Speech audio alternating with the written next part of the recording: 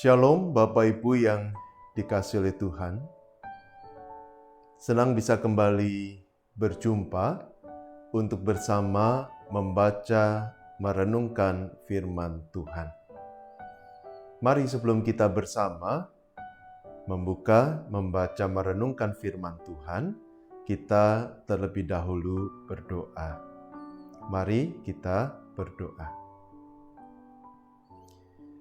Tuhan yang maha baik, Tuhan yang penuh kasih, kami sungguh bersyukur untuk kesempatan yang Tuhan berikan kepada kami saat ini boleh bersama berjumpa. Meski kami belum bisa berjumpa secara langsung bertatap muka, tetapi kami bersyukur kami boleh tetap berjumpa melalui teknologi informasi yang ada, melalui kanal YouTube, melalui tayangan ini. Dan kami percaya Tuhan ada bersama dengan kami, Tuhan berkarya di dalam hati kami, sehingga ketika kami membaca merenungkan firman-Mu, kami akan dapat memahaminya dan melakukannya di dalam kehidupan kami hari demi hari. Terima kasih ya Tuhan. Di dalam nama Tuhan Yesus yang maha baik kami sudah berdoa. Amin. Bapak Ibu yang dikasihi Tuhan, saya mengajak kita bersama membuka, membaca, merenungkan Markus 1 ayat 35. Markus pasal yang pertama ayat yang ke-35 tertulis demikian. Pagi-pagi benar, waktu hari masih gelap, ia bangun dan pergi keluar. Ia pergi ke tempat yang sunyi dan berdoa di sana. Saya akan bacakan sekali lagi. Pagi-pagi benar, waktu hari masih gelap, ia bangun dan pergi keluar. Ia pergi ke tempat yang sunyi dan berdoa di sana. Sampai sebagian jauh bacaan kita pada saat ini. Bapak Ibu saudara yang dikasihi Tuhan, seandainya kita ditanya, apakah bersekutu dengan Tuhan adalah sesuatu yang penting?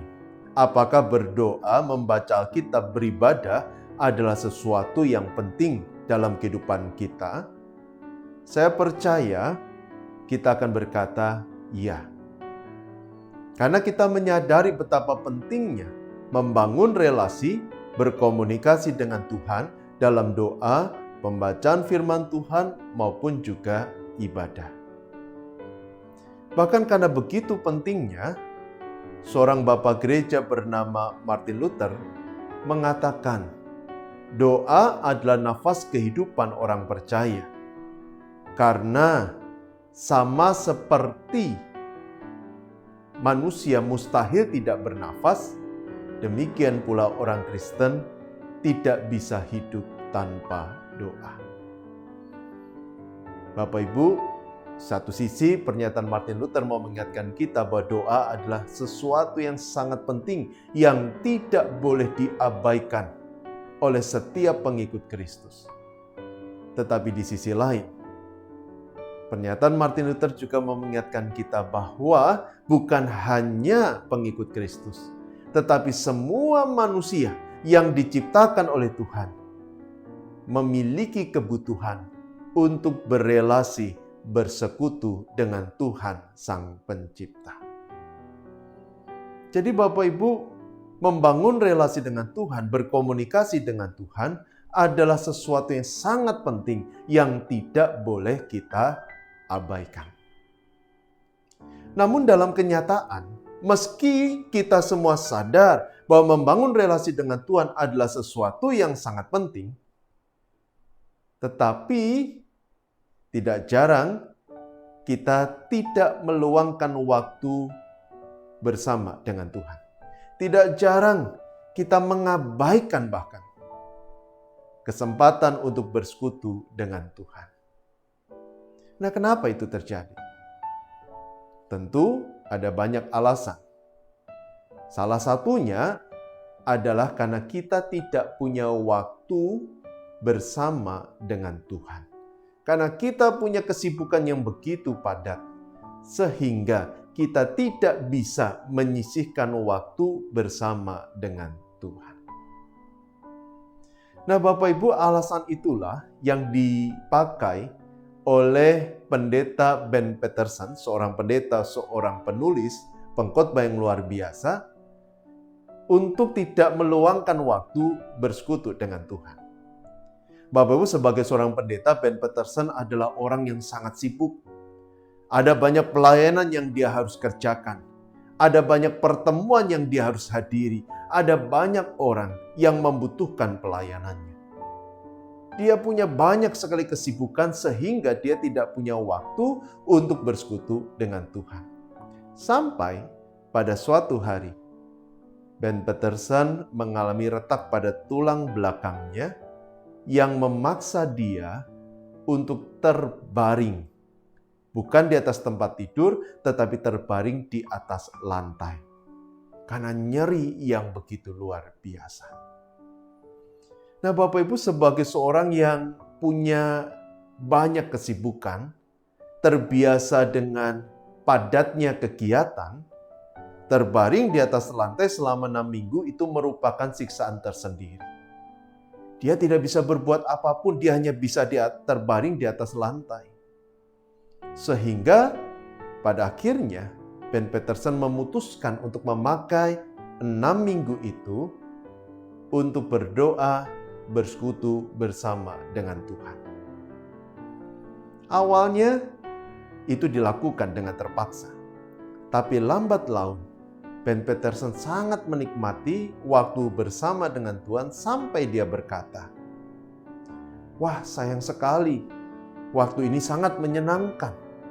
Tetapi ketika aku sudah sehat, aku akan kembali disibukkan dengan pelayanan sehingga tidak punya waktu untuk berdoa kepada Tuhan." Usai berkata demikian, ada suara di dalam hatinya berkata begini, "Bodoh, bukankah kamu punya waktu yang sama baik ketika sehat maupun sakit? Kamu punya waktu 24 jam per hari. Yang membedakan, ketika kamu sehat, kamu merasa bahwa kamu yang memegang kendali. Tetapi ketika kamu sakit, di situ kamu menyadari bahwa bukan kamu yang memegang kendali."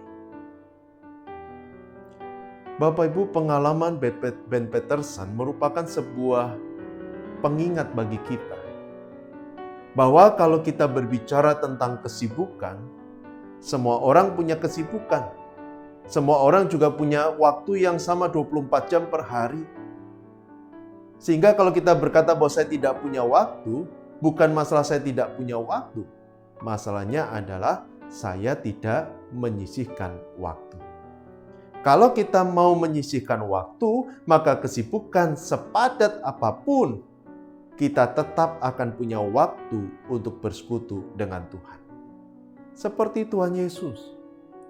Bapak Ibu, Tuhan Yesus adalah sosok yang punya banyak kesibukan. Bahkan kalau kita lihat di dalam Markus 6 ayat yang ke-31, di sana dikatakan Tuhan Yesus punya kesibukan yang sangat padat sehingga untuk makan dan beristirahat dia tidak punya waktu. Jadi bayangkan Bapak Ibu, ada banyak pelayanan yang harus dia kerjakan, ada banyak orang yang membutuhkan pelayanannya. Tetapi meski Tuhan Yesus punya kesibukan yang begitu padat, Markus 1:35 katakan, dia tetap menyisihkan waktu untuk berdoa. Bahkan supaya bisa berdoa, dia rela bangun pagi-pagi benar dan pergi ke tempat yang sunyi agar bisa berdoa. Jadi Bapak Ibu, kesibukan dan waktu bukanlah alasan. Kalau kita ingin bersekutu dengan Tuhan dan berkomitmen dengan itu, maka kita pasti bisa. Apalagi kalau kita mengingat bahwa Allah Bapa di surga pun adalah sosok yang sangat sibuk. Bayangkan Dia harus memelihara alam semesta. Dia harus memperhatikan miliaran manusia. Dia harus memastikan segala sesuatu berjalan dalam kendalinya, sesuai dengan rencananya. Dia harus mendengarkan miliaran doa yang dipanjatkan kepadanya. Tetapi meski demikian, Dia punya waktu untuk mendengarkan kita. Dia punya waktu untuk berbicara kepada kita. Dia punya waktu, menyisihkan waktu untuk bersekutu dengan kita. Jadi kalau kita berkata bahwa saya tidak punya waktu untuk bersama dengan Tuhan, maka seakan-akan kita berkata bahwa Tuhan itu seperti pengangguran kurang acara gitu ya. Sehingga dia punya banyak waktu untuk berjumpa dengan kita. Nah, Bapak Ibu Saudara, kalau kita menyadari ini semua, maka tidak ada alasan bagi kita untuk tidak bersekutu dengan Tuhan. Tidak ada alasan bagi kita untuk tidak bisa berjumpa dengan Tuhan. Apalagi kalau kita menyadari bahwa meluangkan waktu bersama dengan Tuhan bukan bicara kemampuan, tapi komitmen.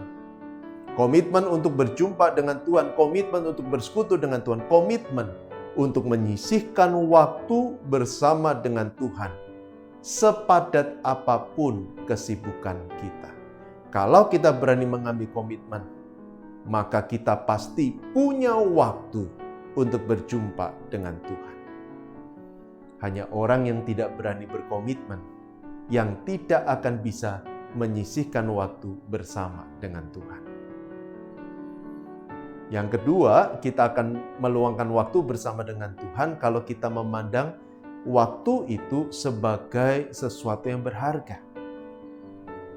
Seperti misalnya anak-anak muda, kalau kita membayangkan malam minggu itu malam yang menyenangkan karena kita akan berjumpa dengan kekasih hati kita, maka sepadat apapun kesibukan kita, kita pasti akan menyisihkan waktu bersama dengan kekasih kita. Bahkan mungkin kalau kita diajak teman, kita akan berkata, sorry, saya harus menyisihkan waktu dengan kekasih saya. Kenapa? Karena kita menikmati. Momen perjumpaan itu sesuatu yang menyenangkan.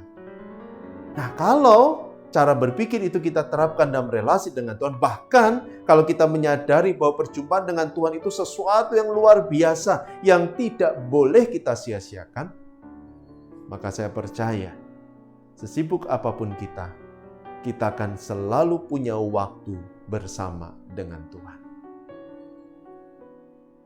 Jadi Bapak Ibu yang kasih oleh Tuhan, perjumpaan dengan Tuhan bukan bicara kemampuan, bukan bicara punya waktu atau tidak punya waktu. Perjumpaan dengan Tuhan bicara tentang kemauan. Kemauan untuk berjumpa dengan Tuhan. Kemauan untuk berkomitmen sesibuk apapun kita akan berjumpa dengan Tuhan. Kemauan untuk memandang Allah sebagai kekasih hati yang sudah mati untuk kita. Kemauan untuk memandang perjumpaan itu sebagai sesuatu yang indah, sesuatu yang menyenangkan. Maka kita akan berkata bahwa lebih baik satu hari bersama dengan Tuhan daripada 1000 hari di tempat lain. Amin. Mari kita bersama berdoa. Tuhan yang Maha Baik, Tuhan yang penuh kasih, kami sungguh bersyukur untuk kesempatan kami boleh berdoa bersama, kesempatan untuk berjumpa dengan Tuhan bersama-sama. Meski mungkin beberapa di antara kami mendengarkan renungan ini sambil melakukan kegiatan, tetapi Tuhan, kami sungguh ingin berjumpa dengan Tuhan sehingga apapun kami akan lakukan agar bisa berjumpa dengan Tuhan. Dan biarlah ini semua menjadi awal bagi kami untuk selalu meluangkan waktu bersama dengan Tuhan sepadat apapun kesibukan kami. Baik kesibukan dalam pekerjaan, dalam studi, dalam pelayanan, kesibukan dalam kehidupan sosial, keluarga, dan lain sebagainya. Tetapi apapun kesibukan kami akan tetap meluangkan waktu bersama dengan Tuhan untuk berdoa, merenungkan firman-Mu, beribadah. Dan kami percaya saat kami mencari Engkau, maka kami sungguh akan berjumpa dengan Engkau, dapat berkomunikasi, bersekutu denganmu. Dan Kau mendengar setiap doa kami dan berfirman kepada kami. Kami ingin menyerahkan juga kehidupan kami masing-masing, kami yang bekerja, kami yang studi, Tuhan yang berkati. Ada banyak kesulitan tantangan, tetapi kami percaya dengan pertolongan Tuhan, kami akan dapat melewati semuanya. Berkati juga keluarga kami, berikan damai dan sukacita. Berkati juga saudara kami yang sakit, Tuhan yang berkenan menjamah, memulihkan. Kami percaya Tuhan, Kau pun memberikan kesehatan kepada kami, sehingga kami dapat berkarya, bekerja, memuliakan nama Tuhan. Kami juga berdoa bersama untuk Gereja Tuhan GKI Kutisari Indah. Tuhan yang memberikan kasih karunia, sehingga kami boleh terus bertumbuh di dalam Tuhan, semakin mengasihi Tuhan, bahkan terus bersemangat, berkobar-kobar untuk berkarya bagi banyak orang. Tuhan juga berkati ya Tuhan, kota Surabaya berikan damai dan sukacita selalu. Dan kami ingin berdoa bersama menyatukan hati kami untuk Indonesia. Pulihkan Indonesia, nyatakan kasih-Mu bagi Indonesia. Terlebih di masa pandemi, biarlah kami boleh tetap bergandengan tangan, mengabaikan perbedaan, menyatukan langkah usaha kami untuk melampaui pandemi ini, bahkan membangun Indonesia menjadi bangsa yang besar. Terima kasih ya Tuhan. Kami bersyukur boleh berdoa, kami percaya Tuhan telah mendengar doa kami, yang terbaik Tuhan akan berikan. Dan kami menyerahkan kehidupan kami masing-masing hanya ke dalam tangan kasih-Mu. Dan hamba-Mu mohon, Bapa, ulurkan tangan kasih-Mu dan curahkanlah berkat-Mu. Bapak Ibu yang dikasihi Tuhan, arahkan hati kepada Tuhan dan terimalah berkat Tuhan. Allah yang Maha Pemurah, Dia pasti akan memimpin menyertai Bapak Ibu. Dia akan menjaga melindungi Bapak Ibu. Dia tidak akan membiarkan saudara berjalan seorang diri. Dia akan menguatkan, memberikan berkat, memberikan kekuatan, memberikan sukacita, pengharapan, dan damai sejahtera dari sekarang sampai selama-lamanya. Amin. Tetap sehat, tetap semangat, tetap bersukacita, jalani hidup dengan penuh pengharapan. Tuhan memberkati.